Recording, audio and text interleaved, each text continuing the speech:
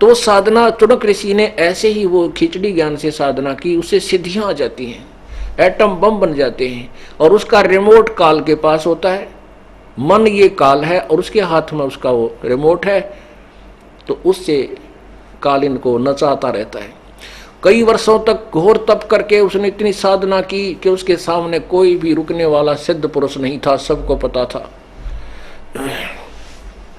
एक मानधाता नाम के चक्रवर्ती यानी पूरी पृथ्वी के शासक थे। उदय अस्त में उसका शासन राज्य था। वो प्रत्येक 2-4-10 वर्ष में ये देखता है कि मेरे शासन काल में कोई मेरा जो अधीन राजा है कोई सिर तक नहीं उठा लिया उसने, मेरी उस किसी ने पराधीनता अस्वीकार तो नहीं है। इसलिए वो अपना एक घोड़ा छोड़ता था और उसके गले में ये लिख दिया जाता था कि जिसको मानधाता राजा की पराधीनता स्वीकार नहीं है, इस घोड़े को बांध ले और युद्ध के लिए तैयार हो जा। राजा के पास 72 करोड़ सेना है, उसकी पूरी नीचे वह ताकत भी लिख दी जाती थी। तो वो घोड़ा पूरी पृथ्वी पर घूमकर वापस आ गया। जब भी चणक ऋषि ने देखा उसकी झोपड़ी के आगे से गया, वापस आया जब भी उसने देखा कि क्या बात है, इस घोड़े पर कोई आदमी को नहीं बैठा। चुनक ऋषि ने उन सैनिकों से पूछा, भी सैनिकों इस घोड़े पर सवार क्यों नहीं है, ये खाली चल रहा है। कहने लगे मानदाता चक्रवर्ती राजा का ये घोड़ा, इस पर कोई नहीं बैठ सकता और ये इसलिए खाली भेज रखा, इसके गले में लिखा हुआ है। ये सारी व्यवस्था बताई कि जो इसको पकड़ लेगा तो उसको युद्ध करना पड़ेगा राजा के साथ। तो किसी पृथ्वी पर किसी ने नहीं पकड़ा। ऋषि ने पूछा कि क्या किसी ने, राजा ने इसके युद्ध नहीं होता। सैनिक बोले, किसकी माँ ने दूध पिलाया है जो हमारे राजा से युद्ध करे, हमारे राजा के पास 72 अक्षौणी सेना है। अब देख काल के जाल, भगत आदमी भक्ति करे था, अपना पड़ा रहता था कोठड़ी में, क्यों बकवाद भाई। अब वो काल टेकन ना देता, अंगा पाक गया। कहने लगा, अच्छा तुम्हारा राजा ऐसा हो गया, मैं इसका राजा का युद्ध उठता हूं और इस घोड़े को मैं बांधता हूं।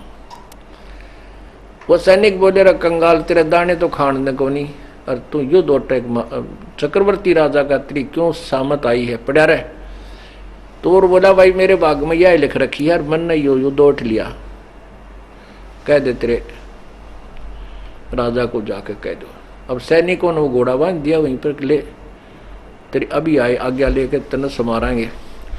अब वो राजा मानधाता चक्रवर्ती के पास गए। राजा ने सोचा, अभी आज एक आदमी ने आंख उठाई है तेरी तरफ, कल न दूसरे की हिम्मत पड़ेगी।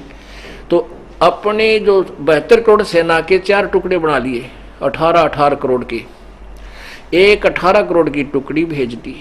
उधर से ऋषि ने अपनी सिद्धि तक शक्ति थे, वो सारी उम्र के डड़े डोए थे, वो भक्ति करी थी, उसकी 4 पुतली बना ली, 4 एटम बम बना दिए सिद्धि थे, और एक पुतली छोड़ दी। उसके इतने रूप हो गए, 18 करोड़ सेना को कत्लेआम कर डाला। ऐसे 4 बार में राजा ने अपनी सेना भेजी, चारों बार में उस ऋषि ने उस 72 करोड़ सेना को काट डाला।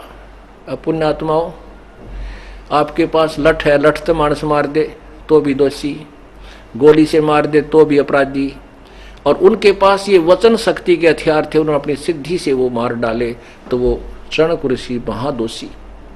अब ठीक है, उसके जो ओम मंत्र के जाप से या जो हम बैठ कर जो तप किया उससे उसको स्वर्ग प्राप्ति होगी। अभी पूर्ण परमात्मा की साधना के अतिरिक्त जिन भी ब्रह्म परब्रह्म या नीचे के देवताओं की साधना की जाती है, उसमें दोनों लाभ, दोनों ही फल मिलते हैं, पुण्य भी और पाप भी, दोनों लिखे जाते हैं। अब उस चुनक ऋषि के बैड अकाउंट में पापों में 72 करोड़ सेना की हत्या लिख दी गई। जब तक इसके पुण्य चलेंगे, इतनी अंडी पाक्या फिरा रहेगा, स्वर्ग में भी ठाठ करेगा, वहां देवता बन जाएगा, और उसके बाद जब इसकी दुर्गति शुरू होगी, कुत्ता बनेगा, सिर में कीड़े पड़ेंगे, खाज लगेगी, टांग टूटेगी, कांच लकड़ेगी। और जो सैनिक मारे थे इसके अंदर जो कीड़े पड़ के इसके सिर में चूट चूट कर खाएंगे। पुण्यात्माओं, इसलिए गीता के जी के अध्याय नंबर 7 के मंत्र नंबर 18 में कहा है कि मेरे वाली साधना भी अनुत्तम है, क्योंकि इसे मोक्ष नहीं है। और उधर से वो सारी पृथ्वी का शासक बनकर अंडी पाक रहा था, चक्रवर्ती राजा मानधाता, उसकी विरानवाटी हुई, 1 मिनट में वो खत्म हुआ और कितने गधे की जू नहीं पाओगा।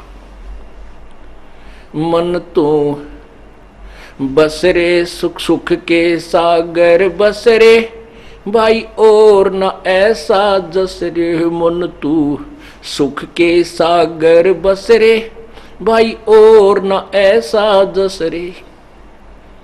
भाई उदय अस्त बीच चक्कर चले थे, ऐसी जन ठकुराई। उदय अस्त बीच चक्कर चले थे, ऐसी जन ठकुराई। एक चुनक ऋषिश्वर कल्प करी, फिर खोज न पाया राई। मन तू सुख के सागर बस रे भाई, और न ऐसा यस रे। मन तू सुख के सागर बस रे भाई, और न ऐसा यस रे।